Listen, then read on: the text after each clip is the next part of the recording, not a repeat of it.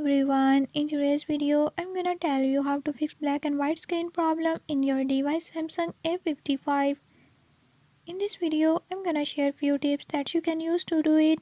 If you found these tips helpful, press the subscribe button and ring the notification bell. Make sure to watch complete video and learn how you can do it. Let's watch the video.